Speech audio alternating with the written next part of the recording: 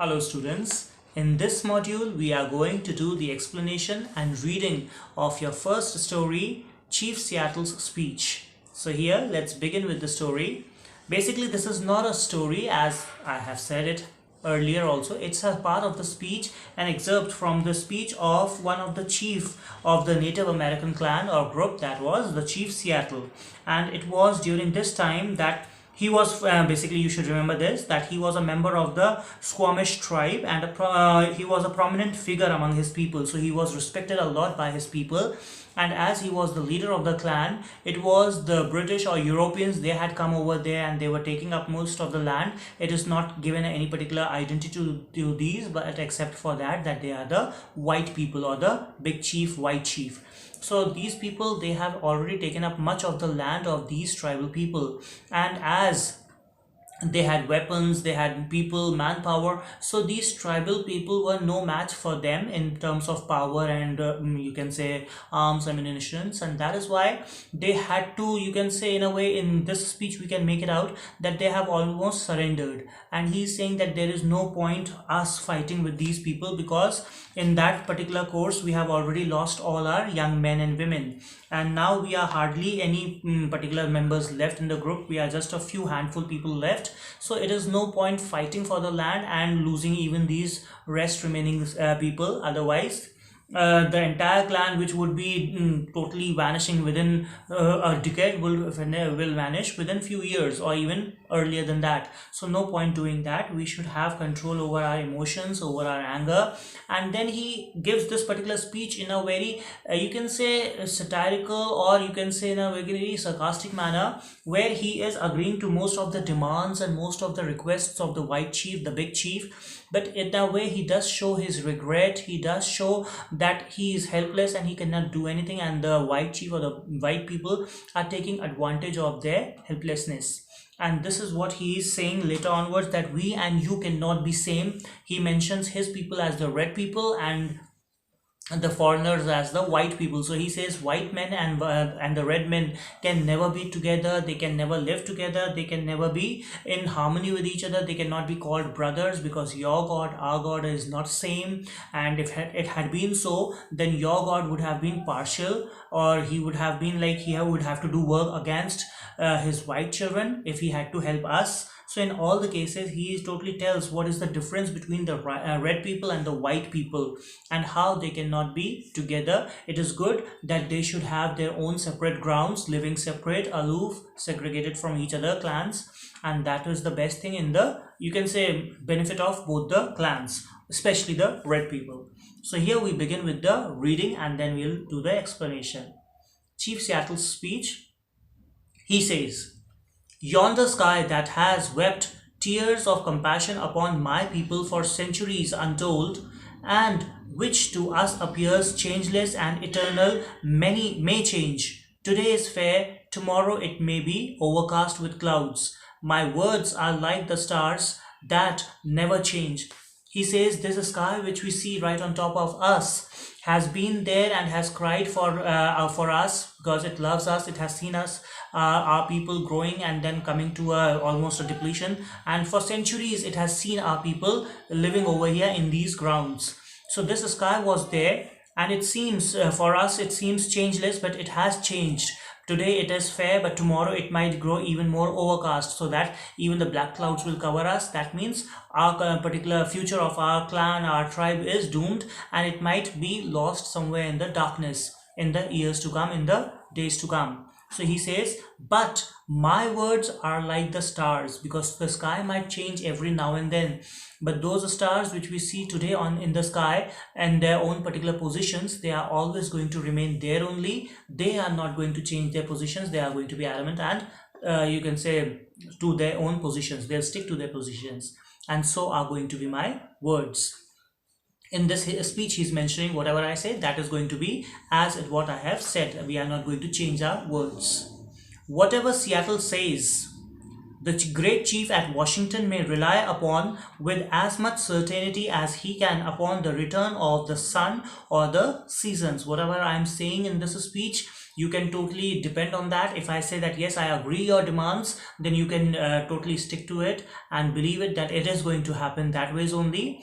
Just like you believe that the sun will return the next day and the seasons will return on their own particular time periods during the course of the year, so the same way you can believe that my words are going to be true as and when they are supposed to be. The White Chief says that Big Chief at Washington sends us greetings of friendship and goodwill. This is kind of him, for we know he has little need of our friendship in return. So he says that the White Chief has said that Big Chief wants our friendship and has extended a hand of friendship for us and for goodwill. He says it is something in a sarcastic tone. He says it is so kind of the Big Chief because he doesn't require any particular step to be taken to have friendship with us. He doesn't want us to agree to it. He can simply wipe us out from this land. He can just use his strong hand, his power, his might, and we will be totally you can say crushed under his mighty hand. But still it is so generous that he is still asking for our friendly alliance or to accept his proposal in a friendly manner. They are like the grass. His people are many. They are like the grass that covers vast prairies. My people are few. They resemble the scattering trees of a storm swept plain. He says he had a huge number of people on this land now, that they are just like the prairies or the grasses of the prairies. That means prairies are the grasslands over there, and they cover huge areas with lots of grass. So he's saying your people are like the grass of the prairies, but our people have become so less that it seems as if, like when a storm comes and uproots all the trees, a very handful of trees are left which are strong enough to stand that storm, and they are only a few which could be counted on the fingertips. So he's saying our people are just like those trees which are left after a storm. That means we are just a handful of people left now. The great, and I presume good, White Chief sends us word that he wishes to buy our land, but is willing to allow us enough to live comfortably. This indeed appears just, even generous, for the red man no longer has rights that he need respect, and the offer may be wise also, as we are no longer in need of an extensive country. So he says the Big Chief is quite generous, and I presume he is great and good because he has given such a nice proposal to us that he wants all our land and has given us a small corner for us to totally take that corner and go aside, leave the entire land for him. This is all in sarcasm because this land was once there, and now they are being asked to leave the land, and they are pushed in one particular small corner. And so he, in a very sarcastic manner, he says, oh, he's such a good person that he's asking us to leave our own land and be on one corner and leave all the land for him. But still we are helpless. We cannot do anything because his people are in great number. We are just a handful of people in comparison to them. And so he says, in any case, it is a good proposal for the red man, because now our entire tribe has shrunk so much that there are hardly any number of people left, and they do not require much respect. That means he is basically hurt by this particular thing, but he cannot do anything. And so he simply says in his speech that yes, we are less in number, we do not require any more rights and any more respect, so it is all fine. And I think the offer is wise enough that we no longer need a huge country to be scattered everywhere and away from each other. It's better that we shift in one corner only, so that at least the remaining lot of the people of the tribe, they live together in somewhat close relation or together. So here he says, there was a time when our people covered the land as the waves of a wind-ruffled sea cover its shell-paved floor. But that time long since passed away with the greatness of tribes that are now but a mournful memory. I will not dwell on nor mourn over our untimely decay, nor reproach my pale-faced brothers with hastening it, as we too may have been somewhat to blame. So he says there was a time when our people were on this land. This entire land belonged to people of our tribe, our clan, and it was like they had covered this land as the sea waves cover their particular grounds near them with the water, with their sea waves, coming waves. But now that is all the memories and they are all the past memories, gone by memories. I cannot be mournful about those memories, because it is not, I'm not going to be living in those memories and just mourning or just being grieving over that, about the untimely decay of our tribe. Because he says it is not our pale-faced brothers. He called the white people as pale-faced brothers. They are not to be blamed totally, because somewhere or the other, even we or our people are also to be blamed for our own untimely decay. That means we are also equally responsible for sabotaging our own clan, our own people, our own tribe. Then he tells the reason why he's saying so. He says, youth is impulsive.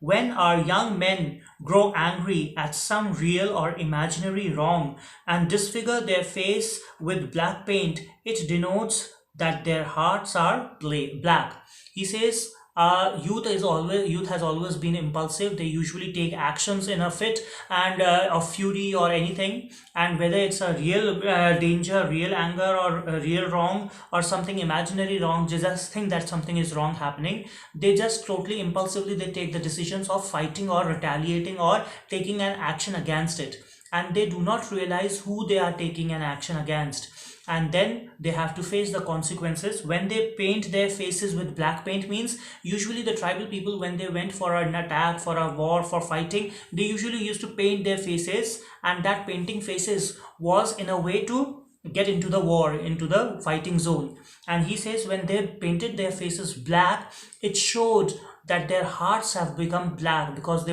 are full of anger. They are not able to understand the right and wrong, what decision to be taken, and they are just filled with fury to kill, and they wanted to have a revenge from the enemy, and that they are often cruel and relentless, and our old men and old women are unable to restrain them.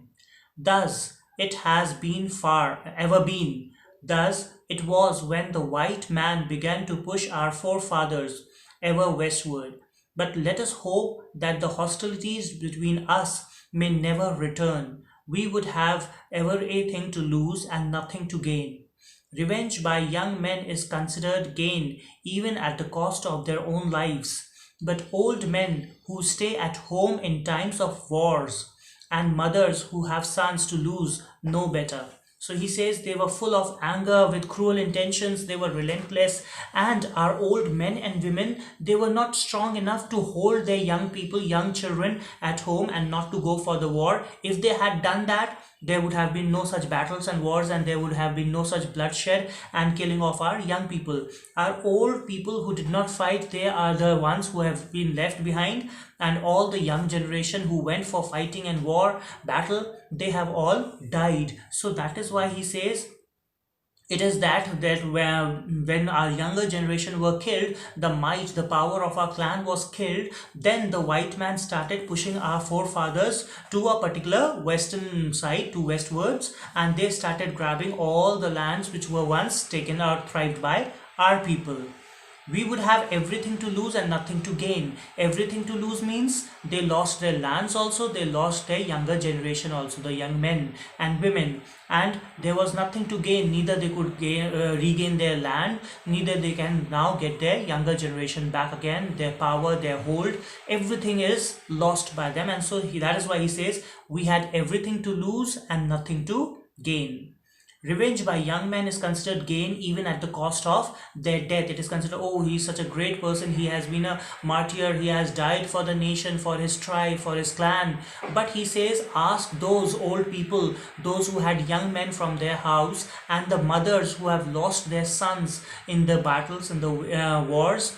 They know the sorrow and the pain of losing their younger generation, younger men at home, and that is the grief they are going through. That is what pain we have all faced.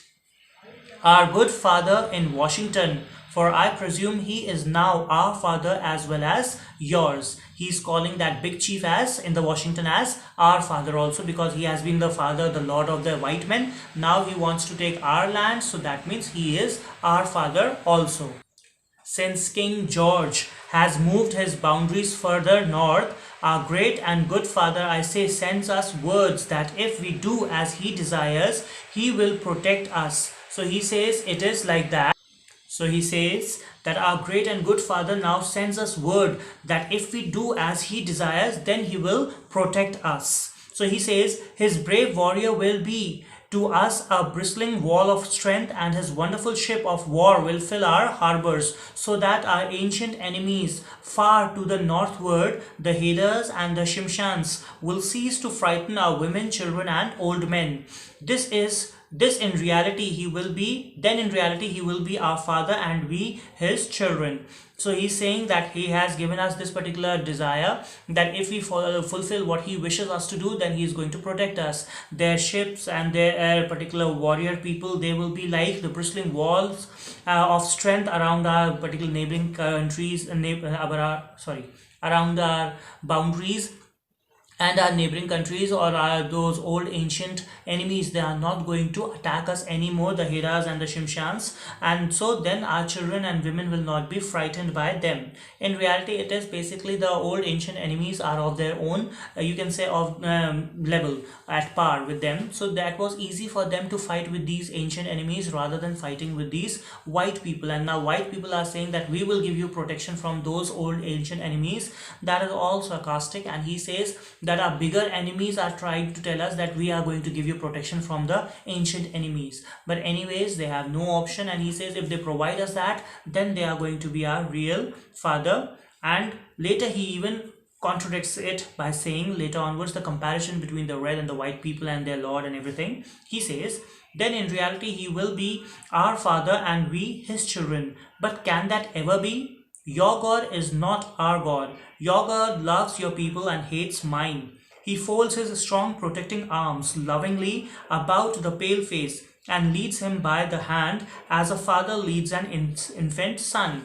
So he says, but can that ever be that your father can be our father, or your particular leader can be our leader equally? Because even your God and our God is not the same. We are not the children of your God, because your God loves your people so much, and he consider all his white-faced children, the pale-faced children, as his own children, and he embraces them and he holds their hands and makes them walk throughout the valley of the danger like a particular father leads an infant son. Our God, the great spirit, but he has forsaken his red children, if they really are his. Our God, the great spirit, seems also to have forsaken us. Your God makes your people wax stronger every day. Soon they will fill all the land.